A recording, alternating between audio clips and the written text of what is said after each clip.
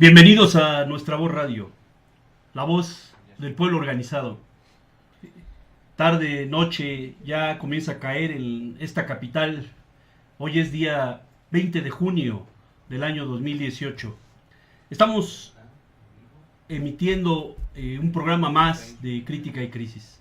Hoy estamos de manteles largos, tenemos invitadas de primera. Están con nosotras nuestras colegas, compañeras, hermanas y amigas enfermeras de la red hospitalaria de CEDESA y tenemos bastantes cosas que tratar en esta emisión relacionadas con el cómo se está trabajando en la red hospitalaria y la pregunta obligada ante el proceso sucesorio de la jefatura en la capital: ¿qué hay con los 32 hospitales de la red de CEDESA? ¿Cómo están trabajando nuestras compañeras? ¿Cuáles son los problemas a los que se enfrentan cotidianamente? Decía Michel Foucault que los hospitales y las prisiones son instituciones cerradas para la sociedad. Erving Goffman, sociólogo canadiense, planteaba que eran instituciones donde se vivía al 100%, las calificaba de instituciones totales, porque ahí siempre estaba habitado, ya fuera por pacientes internos y por los que trabajamos en función de las necesidades de estas personas. Es decir, los 365 días del año, las 24 horas funcionan estas instituciones, pero con todo y que son instituciones que tienen vida cada uno de los minutos del año, son instituciones totalmente cerradas, no se sabe lo que ocurre al interior. Desde hace unos años, sustantivamente, las compañeras enfermeras han tomado las calles y han venido señalando reiteradamente la cantidad de problemas a los que nos enfrentamos en los hospitales. Tenemos una producción hoy de primera. Están con nosotros Israel, Java, José Manuel y Blanca. Así es que nada va a fallar en esta emisión, estamos al 100 y, por si fuera poco, pues tenemos a nuestras compañeras que les pediría inicialmente que se presentaran con nuestro público. De derecha hacia mi izquierda, adelante, por favor. Buenas noches, soy Catalina González, enfermera del Hospital General Villa. Buenas noches, mi nombre es Socorro Seinos, soy enfermera especialista del Hospital Rubén Leñero. Buenas noches, mi nombre es Linda Hernández, yo trabajo en el Hospital Rubén Leñero. Buenas noches, soy Laura Solís y yo trabajo en el Hospital Rubén Leñero. Mis tres compañeras, Catalina, Soco y Linda, son colegas nuestras enfermeras, y Laura es una compañera que trabaja en la lavandería y ella nos ha platicado muchas cosas de cómo se está trabajando en la lavandería del Rubén Leñero, y son circunstancias que estamos seguros que la población desconoce. La población únicamente nos ve en el servicio ante sus familiares, sus pacientes, pero no sabe qué hay detrás de toda la organización de un hospital, no sabe cómo se debe de funcionar estas instituciones y qué ocurre cuando las instituciones comienzan a fallar, qué es lo que ocurre como es en la actualidad. Vean ustedes, antes de entrar en materia, permítanme señalar una fatalidad tremenda, además de que se cumplen hoy precisamente, si no mal recordamos, los 10 años del trágico acontecimiento de la News Divines aquí en la Ciudad de México, en donde hubieron sustantivamente jóvenes que perdieron la vida por una situación lastimosa de pésima organización de los mecanismos de seguridad del gobierno capitalino en ese y en otros tantos eventos. Recuerden que ya también les estalló un hospital en la parte de Coajimalpa, eso también lo tenemos nosotros muy claro, accidentes que no deberían de ocurrir, pero la fatalidad a la que yo me quiero referir es todavía más grande, porque miren, el espectro de este señor, Valeriano Weyler, hoy recorre la animosidad del presidente de los Estados Unidos de Norteamérica. Este sujeto se le atribuye el haber inventado los campos de concentración en la historia de la humanidad. 1896, cuando Valeriano Weyler comienza con las concentraciones en la guerra cubana, en donde concentra una cantidad importante de población para impedir la ayuda a los ejércitos revolucionarios que comandaba en su momento José Martí. Ya para ese entonces Martí había perdido la vida, él murió en 1895, pero Valeriano Weyler ya traía toda la experiencia represora de haber participado en las Filipinas, haber participado en la Dominicana, y miren qué fatalidad, quien lo vino a vencer precisamente fue un general dominicano, Máximo Gómez, que era el que comandaba las tropas mambises en Cuba. Cuando estaban a punto de darle la puntilla a Valeriano Weyler y el horror de los campos de concentración, es cuando los norteamericanos estallan el Maine en 1898 e intervienen en Cuba, se apoderan de las Filipinas, se apoderan de Hawái, de las Islas Guam, de Puerto Rico, y dejan a Cuba atada a los destinos de los Estados Unidos. No se les olvide este nombre, este espíritu hoy recorre la animosidad de este sujeto que se dice el presidente de Norteamérica con el asunto de la separación de los niños de sus madres. Esto que está ocurriendo en Estados Unidos es una cosa que se tiene que denunciar y debemos de saber de dónde viene. Vamos en materia a tratar el asunto de lo que está ocurriendo con nuestros hospitales en la Ciudad de México. Decíamos que los hospitales son instituciones cerradas. Nuestras compañeras tienen mucho que decir porque ellas son parte de lo que nosotros hemos aquí definido como frente operativo.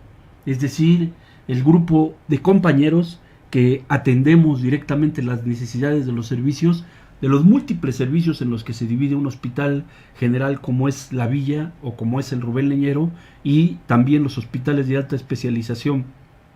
Vamos a platicar un poco por principio con nuestras compañeras del Hospital General Rubén Leñero. ¿Cuáles serían, a su juicio, Linda, Soco, los problemas más sentidos en este momento, los problemas más ubicados desde su experiencia práctica como enfermeras al frente de los servicios? ¿Cuáles son los problemas a los que nos estamos enfrentando en los hospitales? ¿Quién quiere participar? Bueno, adelante, buenas noches. Lo que ahorita la red hospitalaria, lo que nos pega es la falta de recurso humano, falta de material, falta de ropa, falta de medicamentos, pero la autoridad no lo quiere ver así. La autoridad miente y dice sí lo hay. Cuando van a hacer alguna inspección, dicen sí hay bastante personal, sí hay ropa, sí hay medicamentos, diciendo que miente. Simplemente ayer en el servicio de urgencias tuvieron que jalar las bancas donde se sientan los pacientes a esperar de urgencias para poder sentar a los pacientes y darles la atención. No había sueros, no había equipos de bomba, no hay normogoteros. Entonces está la desesperación de las enfermeras que ya no saben qué hacer. Muchas compañeras se han enfermado, les sube la presión, están enfermas de no tener con qué trabajar. Pero las autoridades hacen caso omiso a todo lo que nosotros hablamos, hacemos juntas, reuniones y no entran en razonamiento, por el cual nosotros pues nos dirigimos hacia ustedes para que todo el mundo se entere y sepa de lo que está pasando en los hospitales. ¿Quieres complementar algo? Muchos de nuestros usuarios son pacientes con patologías agregadas, no se cuenta ni siquiera con el mobiliario esencial en una especialidad como es ortopedia. No contamos con marcos ortopédicos. Nuestros pacientes son pacientes en etapa productiva de más de 70 kilos. A veces un solo enfermero atiende 15 pacientes en el turno matutino. Y ahora sí, quienes nos ayudan con ese trabajo son personal que está en formación, son pasantes de enfermería que están por concluir su ciclo escolar para ser profesionistas, pero ellos tienen que ser en realidad mano de trabajo para nosotros. Nosotros somos tratadas peor que obreras. No es posible esto, porque quien pierde es el usuario, no se le da la calidad de atención que debemos de brindar. No es que no querramos, no nos damos abasto en nuestra jornada laboral. Para que el público que nos escucha se dé una idea de la situación de las carencias y la comparación del efectivo laboral, en este caso de enfermería, porque naturalmente que falta personal en todas las áreas, desde luego, o sea, faltan médicos, faltan compañeros en lavandería, compañeros de camillería, personal, no se diga personal de limpieza, el personal de limpieza ya son compañías subrogadas. Es el caso también del Hospital Rubén Leñero y toda la red hospitalaria. Ya aquí habíamos platicado sobre el impacto que tienen las compañías subrogadas, es decir, los contratos outsourcing o terceristas de las compañías de limpieza, porque se hace una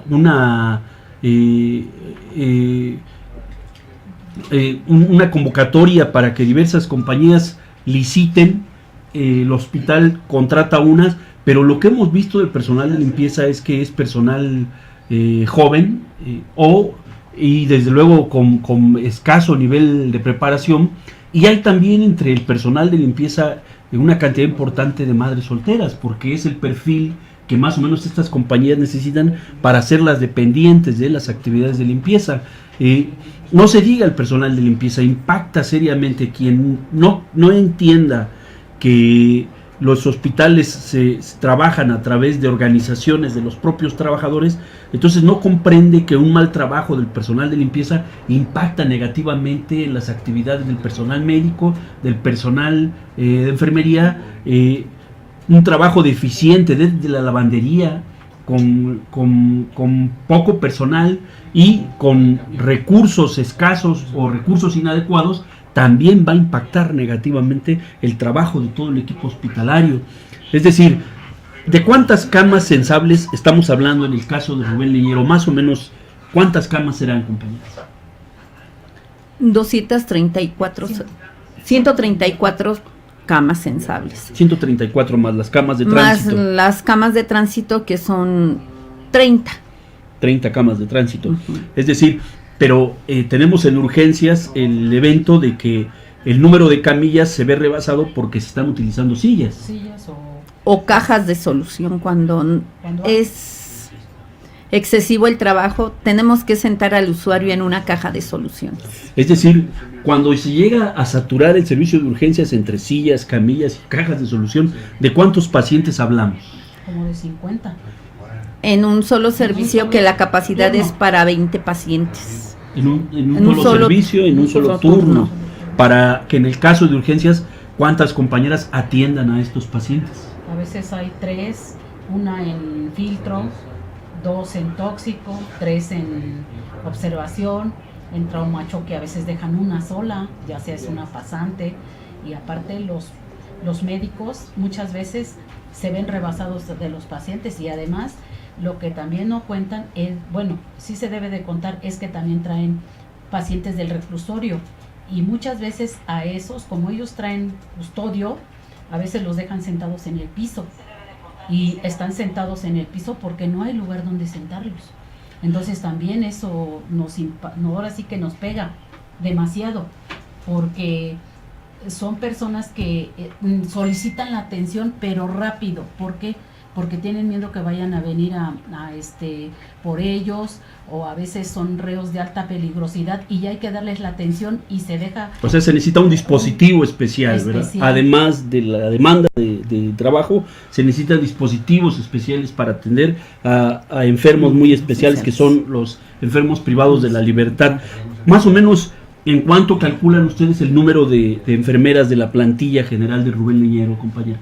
Supuestamente en Rubén Leñero dicen que hay 300, pero de esas 300 hay que descontar 45 que están de comisión sindical, el ausentismo programado y no programado, que son vacaciones, incapacidades, días concedidos que se les debe al personal porque a veces trabajan festivos, y muchas veces los pierden porque se rebasa la cantidad de enfermeras que están comisionadas, y no damos abasto a dar la atención a los servicios, y hay veces que más pega en la noche, que es cuando a veces una enfermera tiene que ver 2 servicios, siendo que ya ha habido problemas de penalización hacia las compañeras enfermeras, porque las mandan, por ejemplo, es un decir, de ortopedia las mandan a que vean diálisis, y todavía, como se rebasa la cantidad de pacientes, meten pacientes quemados y tienen que ver al paciente quemado, al paciente de diálisis, al paciente de ortopedia.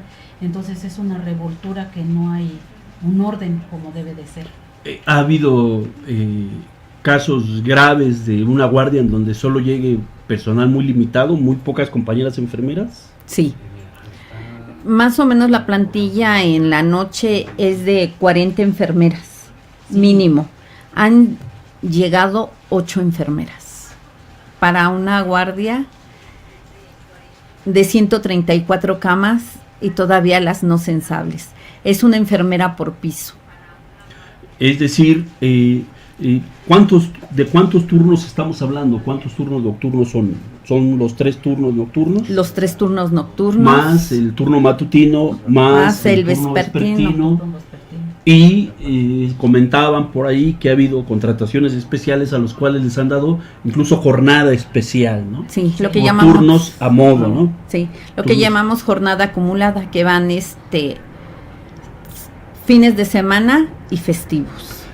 Fíjense que en lo que se refiere al asunto de las comisiones, más adelante vamos a pasar una evidencia, un pequeño video sobre el cual queremos basarnos para hacer un breve análisis, pero sobre el asunto de las comisiones yo me permito señalar que desde que hace un año que estamos a punto de llegar al 26 de junio, fecha en la que Benigno Martínez Escalante, no se nos olvida ese nombre, no lo vamos a olvidar, maligno, enviado por Héctor Carreón Garcés, golpeó a nuestras compañeras, a nuestras colegas enfermeras al interior del Hospital General Iztapalapa la mañana del 26 de junio, en presencia de autoridades centrales de CEDESA. Hasta la fecha no ha habido responsables ni sancionados por esa golpiza. Estamos a punto de llegar a esa fecha, y en ese contexto en el que denunciamos la situación de la golpiza, recuerdo que retomamos el problema de las comisiones sindicales y señalábamos que es un problema verdaderamente grave, porque la sección 12 del Sindicato Único de Trabajadores del Gobierno de la Ciudad de México, que dirige el señor Héctor Carreón Garcés, vende las comisiones sindicales a las compañeras, a los trabajadores, a fin de que el trabajador se retire del frente operativo. El sindicato, este sindicato corrupto, que no tiene la menor idea, y si la tiene comete faltas gravísimas, sin que por ello tampoco se les procese a nadie de ellos, porque retira a un profesional del cuidado de los enfermos en la medida en que les vende una comisión sindical y pacta con ellos entregar una quincena para el sindicato y otra quincena para el trabajador. Hay un cálculo en millones de pesos que se lleva a este sujeto mensual por la venta de comisiones sindicales. Eso lo estamos afirmando nosotros, lo estamos afirmando el Comité de Enfermería Operativa de CEDESA, en voz de quien coordina este programa, Jorge Alberto Martínez Valero, para que no le quede duda a Héctor Carreón Garcés de quien lo denuncia en este momento ante el pueblo de México, porque comete delitos importantes y no es procesado por estos acontecimientos. 45 enfermeras que no están dando el servicio en el Rubén Leñero, y seguramente habrá mucho más en el frente operativo de toda CEDESA, pero esto está impactando negativamente la calidad de atención de los pacientes. Y permítanme decirles que el caso del Hospital General de la Villa no es diferente. ¿Cómo se está viviendo la situación en el Hospital General de la Villa, Katy? Bienvenida nuevamente. Gracias, muy amable. Igual con la carencia de personal, yo soy del turno nocturno, igual vamos llegando de 14 y cuando bien nos va 22 gentes enfermeras para trabajar 10 servicios del hospital. Entonces sí estamos teniendo demasiada carencia, ya es una situación que consideramos inhumana, que nos agrede en nuestro trabajo, en el desempeño de nuestras funciones. Es una agresión, la consideramos de este tipo. Y tenemos carencias de todo tipo, pero la más grave que está habiendo es la carencia de personal de enfermería. A esto le sumamos el hecho de que está entrando gente de la población de la comunidad a robarnos nuestras pertenencias, a robar material del hospital, y las autoridades del hospital pues temen hacer algo contra ellos por el temor a los derechos humanos. Entonces, una vez que checamos nosotros nuestra tarjeta, estamos en tierra de nadie, prácticamente. Tú te desempeñas en el turno nocturno. Sí. Y más o menos, ¿qué promedio de compañeras llegan a recibir la guardia nocturna? De 14 a 20 gentes cuando llega bien la guardia. ¿Para atender a qué número de pacientes más o menos? Más de 100 pacientes, o sea, lo que es sensable, más de 100. Aparte de urgencias, quirófano. Hay que tomar en consideración que un enfermo no es exactamente igual que el otro. Claro. Que un padecimiento puede exigir desde un monitor hasta un respirador o equipo de alta tecnología, como un paciente puede estar sencillamente en su cama siendo monitoreado, a lo mejor con cierta estabilidad, u otros más incluso puedan caminar, desplazarse, ir al sanitario, pero hay otros que dependen completamente de nosotros. Así es. Incluso para canalizar sus necesidades más elementales, fisiológicas más elementales. Entonces, vean el grado de la situación de descomposición social a la que ya nos enfrentamos con el testimonio que nos brinda aquí la compañera en relación con la puerta que ve la comunidad para satisfacer algunas necesidades, dado que no hay empleo, dado que todo es muy caro, dado que estamos siendo envilecidos en nuestra relación humana en esta ciudad capital por las circunstancias a las que nos está llevando pues el mal gobierno y toda la cantidad de problemas sociales que se han venido acumulando. Ahí tienes una idea más o menos del número de compañeras que componen la plantilla de tu hospital. No tengo la idea, no tengo idea. Pero hay demasiada gente de comisión, y la que ya se jubiló, que no la han reemplazado. Claro, hubo durante precisamente ese periodo, hace un año, en junio del año pasado, cayó aquella tromba que inundó el hospital, y bueno, pues el hospital se vio y tuvo que cerrar servicios enteros. ¿Cómo afectó la atención de los pacientes?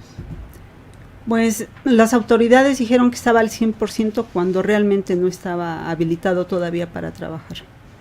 Se dio atención a lo que fue urgencias básicamente, y era un hospital de guerra por dentro totalmente. Estuvimos trabajando, nos tuvieron en la guardia sin hacer realmente nada porque nos querían para custodiar su material, su poco material que había, teníamos que estar custodiándolo. Claro, sin poder atender a los pacientes naturalmente, claro, por el problema de la contaminación de las áreas. Así es. Vean ustedes la situación a la que nos enfrentamos en el cotidiano de las actividades en la red hospitalaria de SEDESA, pero es importante identificar el problema de la imposición de esquemas precarizantes para la actividad, para la realización del trabajo. Es sabido que la precarización del trabajo importa una cantidad de dimensiones determinadas. Está precisamente el contrato outsourcing o tercerista, pero está también la polivalencia y el asunto de la rotación de turnos sin avisar. O sea, esta polivalencia, que significa pasar de un servicio a otro y a otro y a otro, en antaño no se daba así. No.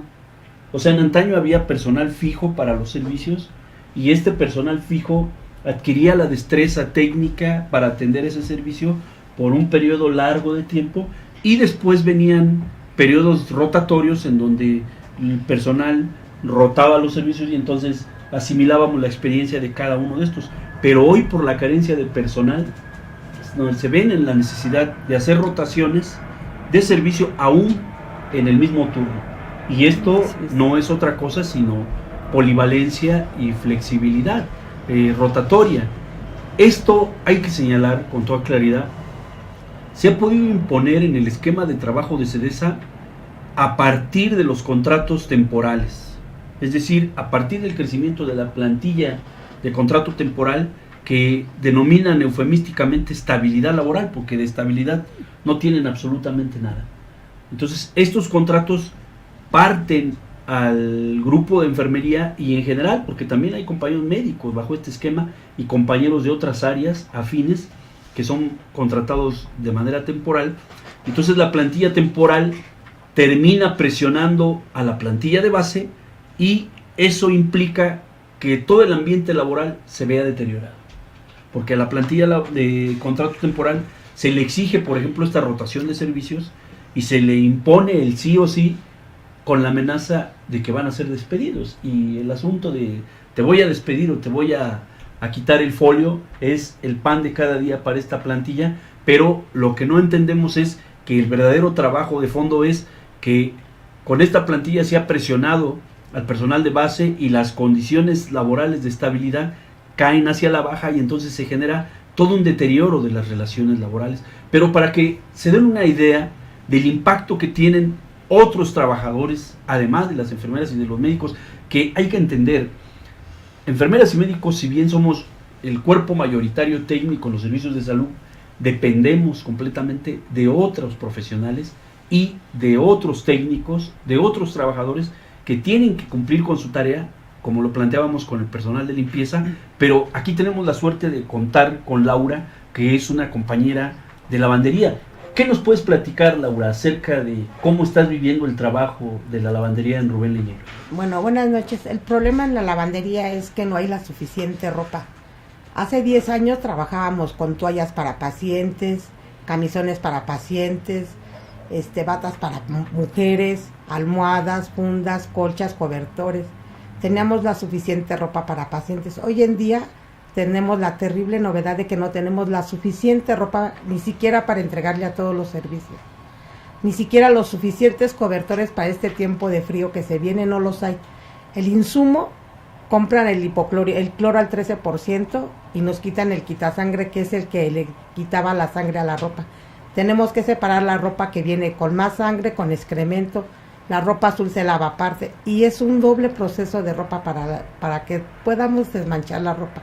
Hay veces que la ropa sale hasta oliendo a sangre y la tenemos que volver a procesar. No tenemos la suficiente ropa, no tenemos el suficiente material como para poder darles el abasto a toda la gente de un hospital tan grande como el que trabajamos, y no lo hay.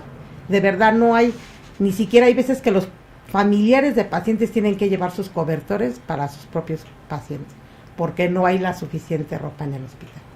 ¿Qué implica para ti el hecho de que el mando no te dé el hipoclorito y te haya quitado el quitasangre? ¿Qué implica en términos de gastos de recursos? El doble gasto para todo.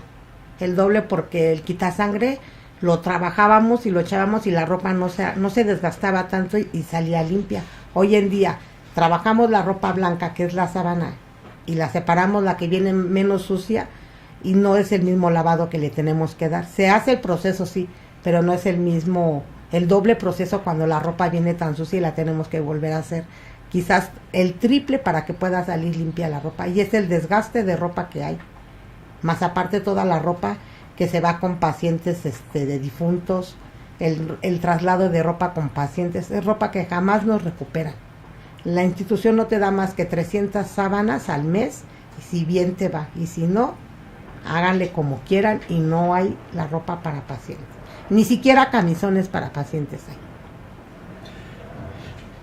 hay. Hay aquí algo muy interesante que destacar, porque resulta que al modificarse las condiciones de trabajo y al restarle a los trabajadores los insumos precisos para desarrollar su actividad de manera adecuada, bajo la idea de ahorrarse algún recurso, en realidad termina el Estado, el patrón, gastando más recursos de lo que debería, empezando por el asunto del consumo de agua. O sea, si estamos hablando de que hay que dar porque primero se hace un proceso con agua fría, se enjuaga la ropa con agua fría, se vuelve, haz de cuenta que le echas la ropa, tienes que enjuagarla con agua fría y luego la tienes que enjuagar con agua caliente y con vapor, y ya al último se le echa el cloro, se le echa el jabón y se le echa vapor. Claro, es un gasto excesivo de recursos lo que aquí estamos observando que ocurre, y impacta negativamente el trabajo del resto de los equipos que desarrollan y que sostienen la atención en los hospitales, pero hay de fondo una cosa que es muy interesante. Miren ustedes, el gobierno mexicano tiene en puerta la modificación de la norma que regula las infecciones intranosocomiales. Esta norma se denominaba así, para el control y vigilancia de infecciones intranosocomiales. Ahora el título de esa norma, fíjense, el título de esa norma va a cambiar. El título es infecciones, para control de infecciones y vigilancia de infecciones asociadas a la atención en salud. O sea, ya de entrada hay una carga causal que está insinuando que los trabajadores somos responsables de las llamadas infecciones cruzadas o las llamadas infecciones intranosocomiales, cuando en realidad tenemos equipos de limpieza deficientes, porque las compañías corren y contratan a los trabajadores con la misma facilidad con la que prenden y apagan un switch, porque les pagan muy poco. ¿Han preguntado cuánto ganan los jóvenes de limpieza? Sí, 86 pesos creo que dan. Diarios. Pero a la quincena, en términos Como O sea, como 1500. Pero además los hacen que dupliquen, o sea, que hagan dobles turnos, triples turnos. Con tal ellos se quedan con tal de sacar un dinero extra. Pero luego a veces ni les pagan. Los hacen trabajar. 1,500 pesos a la quincena, trabajando 12 horas diarias. Así ¿no? es, sí. 12 horas diarias. Sí. Es decir, el doble del turno. Si los trabajadores acceden a trabajar únicamente 8 horas diarias, entonces ganarán 800 pesos a la quincena. Así es. Que eso es lo que les pagan. Y no les dan, por ejemplo, no les dan alimentos, no les dan, les dicen, pues vete a comer, porque anteriormente, digo, había un administrador que él, por ejemplo, los mandaba a vender el cartón y el dinero se les quedaba a ellos, decían, para que se ayuden y coman, y ahora no, ahora se les queda a los directivos, porque sí los mandan a vender el cartón, el vidrio, todo el desperdicio, pero eso se lo queda, pues ahora sí que los directivos. O sea, un trabajador que debería de estar concentrado al 100% en sus técnicas para sanitizar espacios y evitar que un enfermo se contamine, un enfermo contamine a otro, está más bien preocupado por alcanzar a completar el gasto yendo a vender cartón, vidrio, que el administrador se conduele de ellos y les dice, mira, yo no soy tu patrón es aquel. Entonces, si aquí adentro del hospital tú te caes y te mueres, yo no tengo por qué responder por ti, porque tu patrón no soy yo no te contraté. Esa es la magia del tercerismo contractual, que el patrón no responde. Y aunque nuestro patrón, en el caso de Sedesa, tuviera que responder, si el público usuario supiera el suplicio de lo que significa registrar un riesgo laboral ante el ISSSTE, se iría de espaldas. Es muy difícil que un trabajador logre salir adelante con el registro de un riesgo laboral y obtenga un dictamen en favor por un accidente laboral o por una enfermedad profesional. Es decir, estamos en una situación gravísima, en una situación de escándalo y en una situación de crisis humanitaria. Vamos a hacer una breve pausa y en esta pausa les vamos a obsequiar un video que habla por sí mismo. El personaje no necesita que lo ofendan. Su lenguaje corporal y su lenguaje oral hablan por sí mismo y lo representan al 100%. Él es Héctor Carreón Garcés, el secretario de la sección 12 del Sindicato Único de Trabajadores del Gobierno de la Ciudad, en plena campaña proselitista en favor de uno de los candidatos a la jefatura del gobierno de la ciudad. Es decir, no está haciendo la labor de representar a los trabajadores. En este momento está en campaña el señor por una diputación para el Congreso local de la Ciudad de México. Disfruten al señor Héctor Carreón Garcés. Vamos a una breve pausa.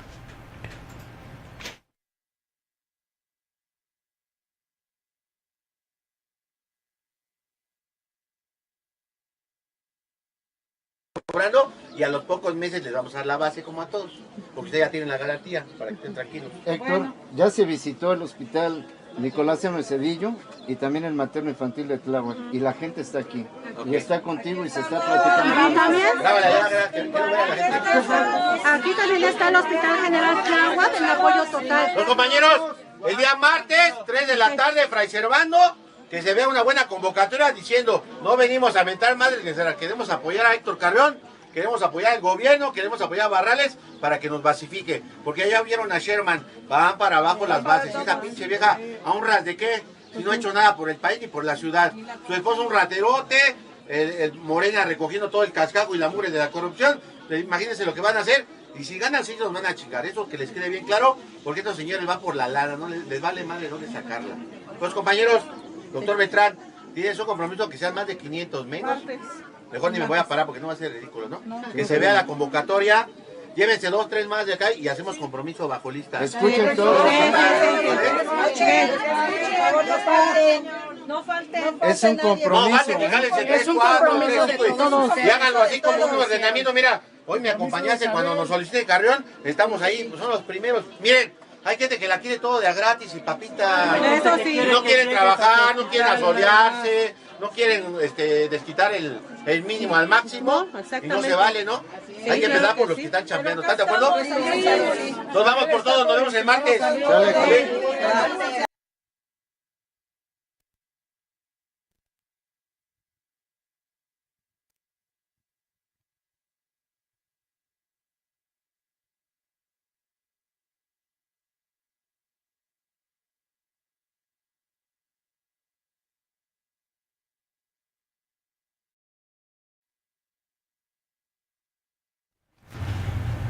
Estamos de regreso, pues ya lo escucharon, el señor va por todo, ¿no? ¿Qué significará ir por todo? Pues seguramente por toda la miseria que representa una gestión sindical como la que hemos padecido desde la sección 2 y en general. Es característico en general de todo el Sindicato Único de Trabajadores del Gobierno de la Ciudad, encabezados por Juan Ayala Rivero. Eres uno de los Ayala. Hay otro Ayala, búsquenlo ustedes en el Sindicato Nacional de Trabajadores de la Secretaría de Salud Nacional, el CENSA. Allí está otro Ayala, y el Ayala mayor pues lo tenemos en la FEDSE, ¿no? En la Federación, Joel Ayala. No por casualidad tienen el mismo apellido, y aunque lo nieguen, los rasgos los definen, y no los rasgos precisamente físicos, sino los rasgos de su conducta entreguista, de su conducta de malversación, de una conducta que la definición que a mi modo de ver se adapta es la de aberración. O sea, es aberrante que el representante de trabajadores en activo esté promoviendo la candidatura de alguien que potencialmente puede ser nuestro patrón. Es decir, alguien no le dijo a este sujeto las implicaciones que tiene que él promueva abiertamente a Barrales, y desde luego las implicaciones que va a tener el hecho de que Barrales pues va a perder.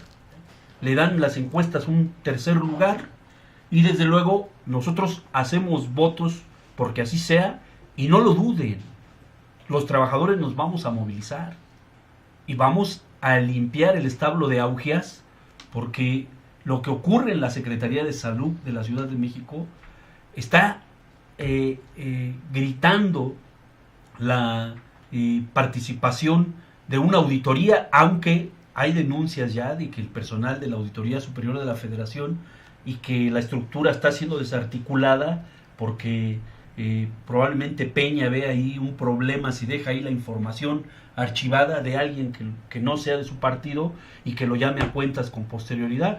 Pero aunque no exista la auditoría moral que le tenemos que imponer a los que gestionaron el sector salud en la Ciudad de México es sustantiva. Armando Agüed salió por pies, a él ya no le importa, él ya no está al frente de la Secretaría de Salud, y no se diga este jefe de gobierno que se fue y dejó a otro, a Mieva, creo que se apellida, solo en su casa lo conocen, a Mieva, y deja a este sujeto, un burócrata bastante gris, y él corre ya a asegurar su plurinominal al Senado por el PAN. Desde un principio que llegó este jefe de gobierno, nosotros aseguramos que él trabajaba muy fuerte para restaurar al viejo PRI en la jefatura de gobierno, y nos parece que eso es lo que están propugnando, que el viejo PRI, el PAN y el PRD, que ya no es más que la cola del PAN, conserven la Ciudad de México, pero parece ser que se le va a poner un poquito feo a Barrales. Y Miquel Arriola no se diga, o sea, Miquel Arriola dejó un tiradero en el Instituto Mexicano del Seguro Social, y si ellos pierden, que es lo que nosotros auguramos, entonces por el propio Carrión tendremos que comenzar la denuncia, porque no se nos olvida que hace un año que mandó a un grupo de casi 100 golpeadores a golpear a nuestras compañeras en el Hospital General Iztapalapa. Si les parece bien, vamos a redondear esta parte del programa con algún comentario final, conclusiones de cada una de nuestras compañeras invitadas, para después hacer ya el epílogo de este programa, retomando que en este mes también aconteció los hechos lamentables de Nochistlán, Oaxaca. Lo vamos a comentar en breve. Si les parece bien, vamos ahora del lado contrario, de izquierda a derecha, empezando por Laura. Vamos a hacer un último comentario en relación al programa y al tema que nos ocupa. ¿Cómo te despides, Laura? ¿Cuál es el último comentario que nos quieres hacer? Adelante. Bueno, yo lo único que también pido, y es porque yo soy de base y yo trabajo con gente de estabilidad laboral. Ellos no tienen ningún pago de infecto, y en la hora de que ellos tengan que lavar la ropa contaminada, no tenemos el equipo apropiado para ellos como trabajadores para que laven esa ropa contaminada. Ellos nada más se ponen una bata desechable y un par de guantes y un cubrebocas. Es todo lo que usan para poder lavar toda la ropa contaminada. Gracias, gracias. Adelante, Linda, por favor. Pues nosotros ya no es de ahorita, como dice el compañero Jorge. Estamos en la lucha desde hace un año y anteriormente, porque lo que siempre hemos luchado es para que las compañeras enfermeras tengan su lugar, porque además hemos sido acosadas laboralmente, pero bueno, eso ya se verá, como dijo Jorgito, ¿no? Ya se nos llegará nuestro triunfo, pero finalmente para hacer conciencia a la población de todo lo que estamos pasando, y además lo que el usuario no ve, y que ponga más atención en cuando va a los hospitales y se fije lo que está pasando dentro. Eso es todo. Adelante, Soco. Bueno, yo lo único que les digo a los usuarios y al pueblo en general, no crean que no queremos atenderlos, no tenemos con qué atenderlos. Es una pena.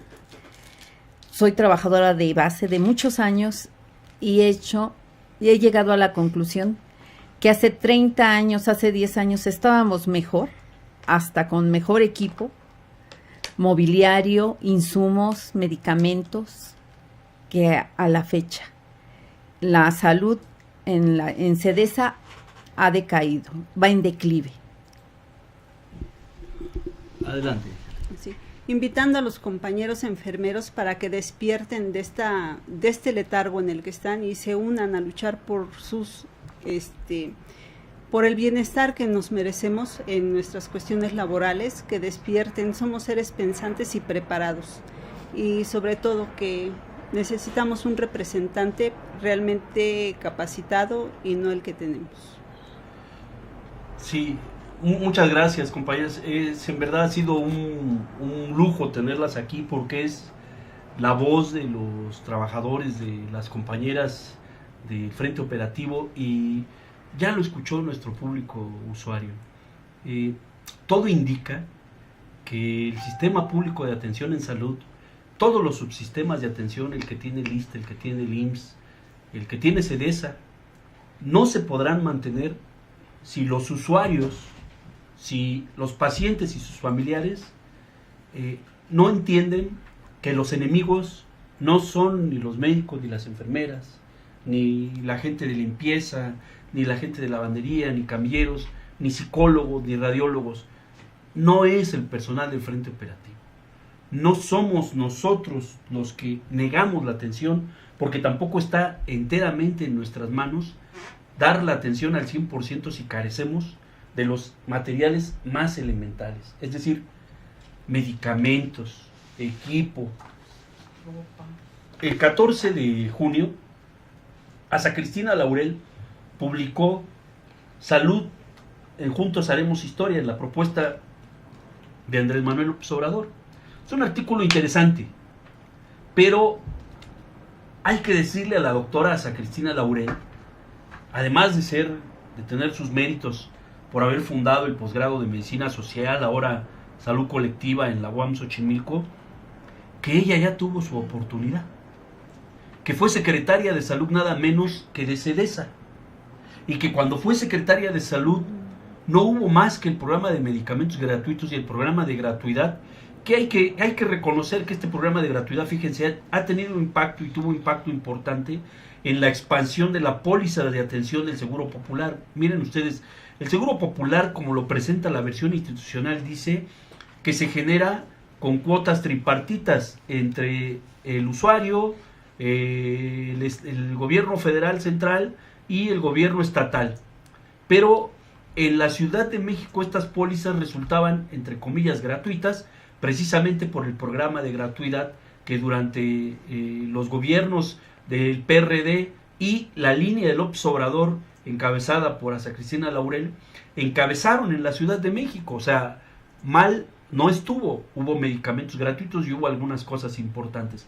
Sin embargo, los problemas de fondo, tal como los maneja en este artículo cuando habla de activar el primer nivel de atención y practicar la medicina preventiva, la medicina que impida que lleguen los enfermos a los hospitales, pues prácticamente está pues para pitorrearse, porque no se ha enterado la doctora Asa Cristina que en México tenemos un déficit de nada menos de 500,000 de enfermeras. De 500,000 de enfermeras se hacen falta en todo el país, y que en CEDESA no es la excepción. Pero con todo y esto hay fenómenos nuevos agregados, como el que aquí estamos viendo, el de las comisiones sindicales. Y estamos viendo un fenómeno muy nuevo, muy actual, que se está poniendo de moda, que es la intrusión, de la palabra intruso, de lo que se ha generado con nuestras plazas y nuestros roles como enfermeras y enfermeros. O sea, hay cantidad importante de personas que tienen códigos de enfermería sin ser enfermeras y enfermeros. Y esto es un modo de intrusión. ¿Cómo le van a hacer para activar el primer nivel? ¿Cómo le van a hacer para crear estos 97 hospitales? Están diciendo que los van a crear en todo el país, que van a ser 35 de alta especialidad y los demás generales. Y dice que van a salir del fondo en donde van a ahorrar lana por el asunto de detener la corrupción. La verdad es que este discurso no se los creemos, y en particular a la doctora Asa Cristina Laurel le decimos que ella fracasó rotundamente en la Ciudad de México, y que si no escucha las voces del Frente Operativo, si este grupo de Morena no escucha las voces del Frente Operativo, tal como aquí ya se los planteó en algún momento el doctor Gustavo Leal, en donde plantea de entrada que el primer año del nuevo gobierno tiene que hacer reuniones, foros, una discusión abierta con personal del Frente Operativo de todos los niveles para poder levantar el tiradero que lleva esta larga noche neoliberal del sistema público de atención en salud. O sea, no estamos hablando solo de crear hospitales. El Hospital General de Iztapalapa tiene una parte importantísima que no funciona. Y no funciona porque no hay personal.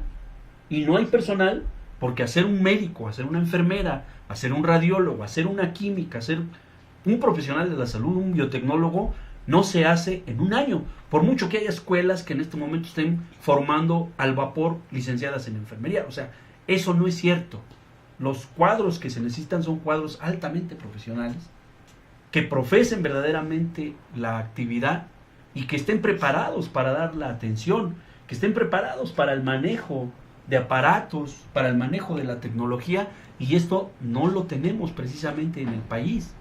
Entonces, lamentamos decirle a la doctora Asa Cristina que ni con este artículo nos convence. Desde nuestro punto de vista, en el tercer debate, cuando trataron el tema de la salud, dijeron puros lugares comunes, no hay nada nuevo, no quieren dar un paso adelante. El problema grande que nos ha dejado esta larga noche neoliberal no se va a resolver si no permiten que el pueblo se involucre. Por lo menos los trabajadores de CEDESA, tal como lo plantea Catalina y lo plantean nuestras compañeras, tendremos que reactivarnos, tendremos que superar a personas como esta que vieron ustedes en el intermedio. Su lenguaje habla por sí mismo. ¿Qué lenguaje, por cierto? ¿Qué lenguaje? ¿Qué vestimenta? ¿Qué colgajos? ¿Qué exhibición de la miseria en la que nos tienen a los trabajadores? Es una verdadera provocación para los trabajadores con conciencia lo que hace este sujeto. Y en verdad que lo consigue, porque sí nos indigna. Y por eso es que llamamos a nuestras compañeras y a nuestros compañeros a no conformarse. Hay que salir del letargo en el que estamos, como bien lo dijo Catalina. Tenemos que ponernos las pilas, y en especial a los usuarios señalarles que tienen que moverse para defender el sistema público de atención en salud. Porque si no defendemos todo lo que es de todos, lo vamos a perder también para todos.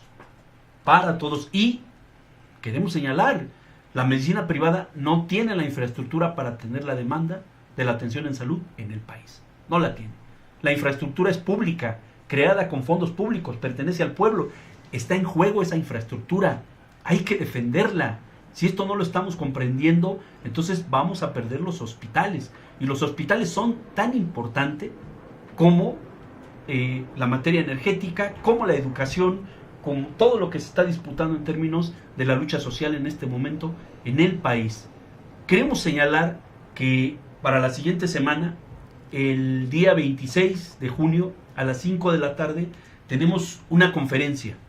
Va a ser en la sección 9 del Magisterio, en el comedor.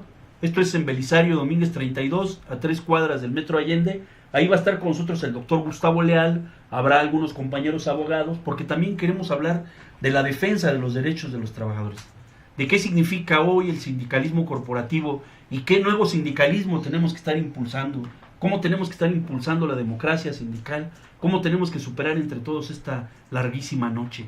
Tenemos esa conferencia, es el martes 26 a las 5 de la tarde, es abierta, los esperamos, estará con nosotros el doctor Gustavo Leal, y esperamos que lleguen muchos colegas y muchas colegas enfermeras, muchos compañeros médicos, compañeros de las áreas afines, para poder hacer un balance y ver si podemos arrancar para un periodo importante de movilizaciones y exigir lo que nos corresponde a todos.